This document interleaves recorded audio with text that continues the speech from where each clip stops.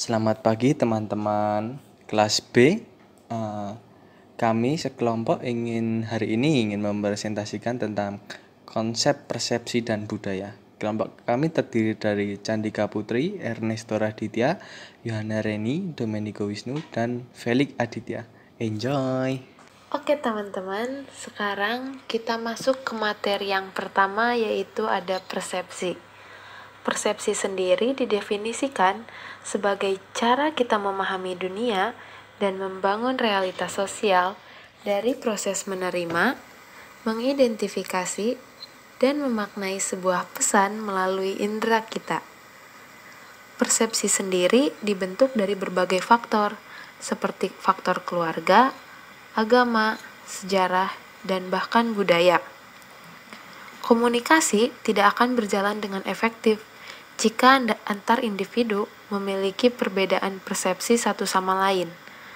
Perbedaan persepsi inilah yang justru akan memunculkan konflik dalam proses komunikasi. Nah, sebelum memunculkan persepsi, kita akan mengalami beberapa proses dalam diri kita. Pada tahap pertama ini, kita akan selektif dalam menerima rangsangan. Kita akan menerima banyak rangsangan dari lingkungan sekitar kita, dan kita akan memilih mana yang harus diterima dan mana yang harus diabaikan.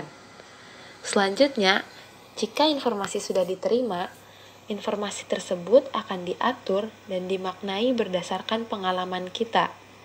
Makna itulah menghasilkan persepsi tentang situasi, emosi, bahkan orang lain. Selanjutnya kita masuk ke persepsi dan budaya. Budaya sendiri merupakan salah satu pengaruh sosial yang cukup penting dalam pembentukan individu. Pribadi setiap orang terbentuk karena adanya faktor budaya. Faktor sosiokultural dalam budaya yang meliputi keyakinan, nilai, dan sikap akan membentuk sebuah persepsi dalam diri seseorang. Sebuah persepsi terbentuk dari budaya yang dilihat oleh seseorang melalui inderanya, yang mana pesan tersebut akan dimaknai sebagai sebuah pengetahuan baru. Persepsi ini bersifat subjektif, karena setiap orang akan berbeda-beda dalam memaknai sebuah pesan. Dan biasanya, setiap orang memaknai sebuah pesan berdasarkan dengan budaya yang mereka pegang. Lalu, hubungan persepsi dan budaya juga dapat kita lihat bahwa kemiripan budaya dalam persepsi akan memungkinkan pemberian makna yang mirip pula terhadap suatu objek sosial atau peristiwa. Sebagai contoh interaksi antara budaya dan persepsi, kita bisa melihat adanya perbedaan gaya komunikasi dalam budaya Amerika Serikat dan budaya di Jepang. Nah, di Amerika Serikat sendiri, mereka memiliki gaya komunikasi yang komunikatif, di mana mereka lebih suka berbicara secara langsung atau to the point dengan lawan bicaranya. Sedangkan bagi orang Jepang, komunikasi seperti itu belum tentu nyaman digunakan, karena menurut mereka, berbicara secara terus terang justru akan menimbulkan makna yang ambigu. Dari perbedaan inilah, seseorang berasal dari Amerika akan membentuk sebuah persepsi di mana menurut mereka, orang Jepang merupakan tipikal orang yang suka menghindar saat diajak berbicara. Di sini juga persepsi orang Jepang dan Amerika berbeda-beda. Dilihat, orang Jepang berpandangan bahwa kegemaran berbicara adalah kedangkalan, sedangkan orang Amerika berpandangan bahwa mengutarakan pendapat secara terbuka adalah hal yang baik. Oleh karenanya, budaya akan menciptakan persepsi yang berbeda antar individunya. Menurut Alder dan Gunderson, persepsi sendiri memiliki 5 karakteristik. Yang pertama, persepsi itu selektif. Artinya, karena setiap hari kita menerima rangsangan secara bersamaan dari luar, maka kita akan lebih fokus pada satu peristiwa yang dipilih dengan cara menyaringnya. Jadi, kita akan melakukan proses seleksi di mana kita akan memilih mana informasi yang akan kita terima dan mana informasi yang akan kita abaikan. Yang kedua, persepsi itu dipelajari. Persepsi dipelajari dari pengalaman hidup. Pengalaman ini mengajari kita untuk melihat dunia dengan cara tertentu. Yang ketiga, persepsi ditentukan oleh budaya. Budaya dapat mengajari kita makna di balik sebagian besar pengalaman yang kita miliki. Yang keempat, persepsi itu konsisten. Persepsi disebut konsisten karena begitu kita melihat sesuatu dengan cara kita, interpretasi tersebut biasanya tahan terhadap perubahan sebelum ada faktor-faktor yang benar-benar merubah interpretasi tersebut. Yang kelima, persepsi tidak akurat. Karena kita memandang dunia melalui lensa subjektif yang dipengaruhi oleh budaya, nilai, dan pengalaman pribadi, hal ini cenderung membuat kita melihat apa yang kita harapkan atau inginkan, bukan realitas sebenarnya. Halo teman-teman, nama saya Felix Aditya Daniswara, NPM 6986. Selanjutnya, saya akan menjelaskan tentang apa itu keyakinan.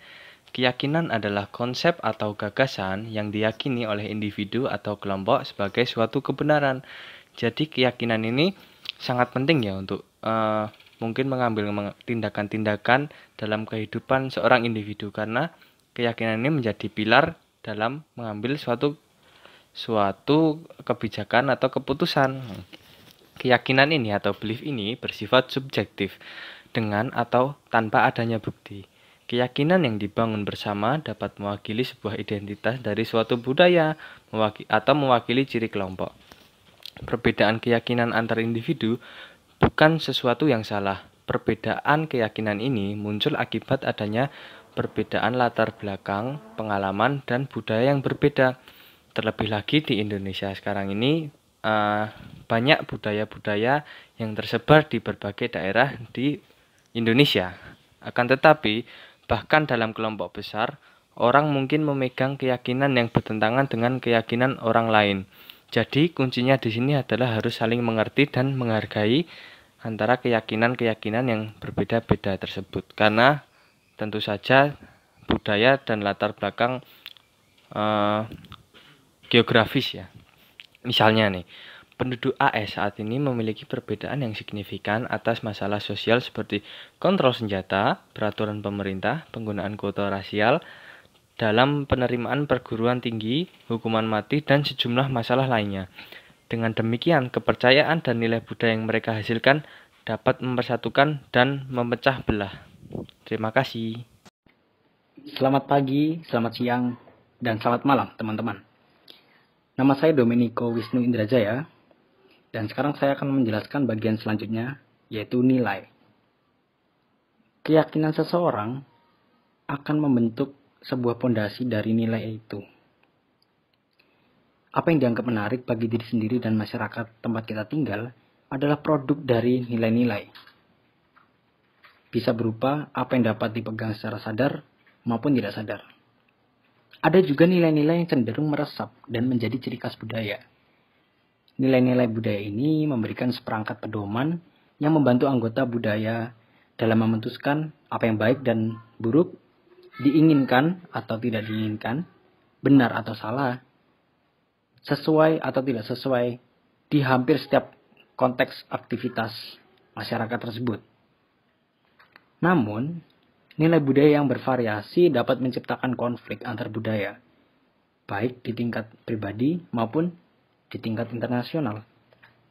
Sebagai contoh, di Amerika Serikat, orang-orang menjunjung tinggi hak-hak individu dan kebebasan pribadi, dan mereka berpikir bahwa peluang kebebasan pribadi tersebut harus tersedia bagi semua orang di dunia. Dalam hal ini, nilai budaya yang ada di Amerika Serikat memang membenarkan bahwa individualisme adalah perbuatan yang benar. Akan tetapi berbeda di Cina. Bagaimanapun, kepemimpinan konservatif percaya bahwa harmoni sosial dan kejujuran moral harus didahulukan dari preferensi individu. Sedangkan negara Cina memiliki nilai budaya yang berbeda, di mana di sana lebih menjunjung tinggi nilai kebersamaan, jadi nilai kolektif. Perbedaan nilai budaya itu dapat menimbulkan konflik jika kedua negara tidak dapat memahami budaya satu sama lain. Sebagai contoh, masyarakat Amerika tidak memahami kebiasaan-kebiasaan dan budaya yang dilakukan oleh masyarakat Cina, dan mereka bersikeras untuk menerapkan budayanya di negara Cina misalnya, dan sebaliknya. Halo semuanya, saya Ernest Teragawa. Sekarang saya ingin menjelaskan mengenai perilaku atau behavior. Jadi perilaku adalah wujud atau perbuatan secara nyata dari keyakinan dan nilai yang terinternalisasi di dalam diri kita. Dalam hal ini, budaya sangat memiliki andil yang sangat besar untuk mempengaruhi perilaku kita. Budaya memberitahu kita perilaku mana yang harus kita lakukan dan apa yang harus kita terima di dalam konteks sosial kita. Apa yang diyakini dari nilai budaya kita merupakan suatu kebenaran, maka kita akan selalu melakukan hal yang mendorong untuk meyakinkan keyakinan kita tersebut. Contoh dari perilaku adalah apabila seseorang meyakini bahwa dengan mendapatkan gelar sarjana akan mendorong untuk meraih kesuksesan, maka orang tersebut akan berperilaku sesuai dengan keyakinannya, yakni dengan belajar dengan sungguh-sungguh, kuliah di kuliah yang bagus, dan mencapai gelar setinggi-tingginya. Orang tersebut akan lebih menghargai pendidikan yang merupakan jalan menuju kesuksesan yang ia tanamkan di dalam dirinya, dan itu sudah menjadi budaya yang dia yakini. Contoh lain dari perilaku adalah budaya organisasi di negara Jepang. Seseorang pengusaha di Jepang biasanya akan mengajak makan malam bersama rekan kerjanya atau sekedar menukar kado, menukar hadiah agar mendapatkan keharmonisan antara rekan kerja dan menjalin hubungan interpersonal yang lebih baik. Keyakinan tersebut diwujudkan ke dalam perilaku makan malam serta tukar kado. Nah, jadi intinya perilaku ini terjadi karena kepercayaan kita terhadap budaya yang kita anut.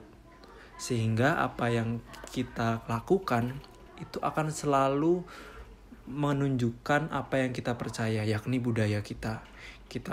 Kita percaya bahwa budaya memberi itu baik, maka kita pada kedepannya akan melakukan berbagi dan juga bagi-bagi makanan. Jadi perilaku itu selaras dengan budaya yang kita anut. Oke, kalau tadi kita udah bahas persepsi, nilai, keyakinan, dan perilaku, sekarang kita bahas pola budaya.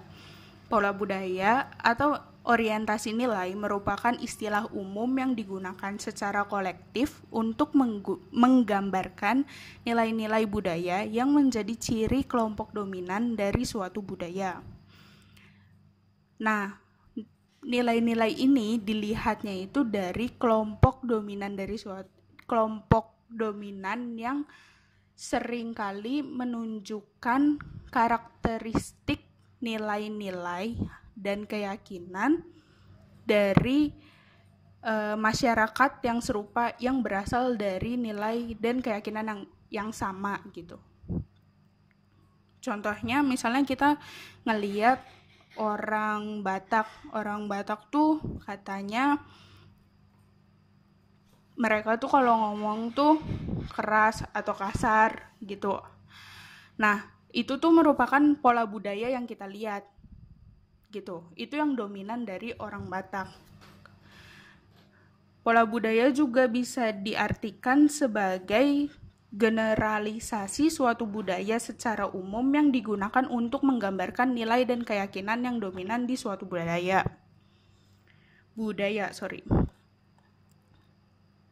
Nah, pola budaya ini mengacu pada keyakinan, nilai, sikap, dan perilaku berdasarkan budaya yang dimiliki bersama oleh anggota budaya tertentu. Dan di dalam pola budaya ini ada kondisi yang berkontribusi pada persepsi kelompok sosial tentang bagaimana mereka memandang dunia di sekitarnya dan cara mereka untuk bertahan hidup. Nah, pola budaya ini juga bermanfaat untuk komunikasi antar budaya. Karena pola budaya ini memberikan bantuan untuk mengidentifikasi nilai dan keyakinan dari suatu budaya. Tapi pas kita menerapkan pola budaya ini, kita perlu memperhatikan beberapa hal yang akan dibahas di slide berikutnya. Hal-hal yang harus kita perhatikan pada saat kita menerapkan pola budaya pas kita berkomunikasi antar budaya, itu yang pertama kita harus ingat kalau kita itu lebih dari budaya kita.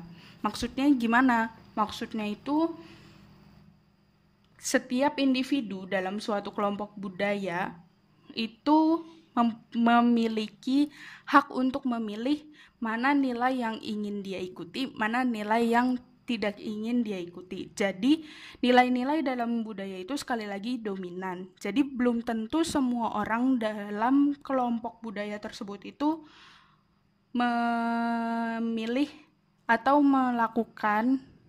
meyakini nilai yang sama dengan nilai yang dominan tersebut. Yang kedua, pola budaya ini nih terintegrasi. Jadi mereka itu bekerjanya nggak kepisah-pisah. Misal, suatu budaya itu sangat menghargai orang tua. Nah, pas menghargai orang tua, maka nilai-nilai yang lainnya yang terkait dengan menghargai orang tua, kayak nilai kayak rasa hormat, terus pas ngambil keputusan ngeduluin orang tua dulu, atau ngambil makanan ngeduluin orang tua dulu.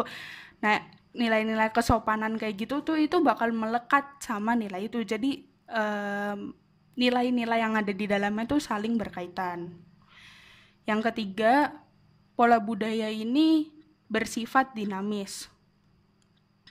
Kan setiap saat itu kan setiap saat atau setiap periodenya itu kan pasti ada perubahan-perubahan dari perkembangan nilai-nilai kebudayaan. Kayak sekarang ini ada globalisasi yang bikin kita tuh bisa belajar nilai-nilai dan keyakinan dari budaya lain dari negara yang berbeda, nggak cuma yang di Indonesia. Di Indonesia juga kan udah banyak, dan kita sekarang bisa belajar dari negara lain kayak gitu.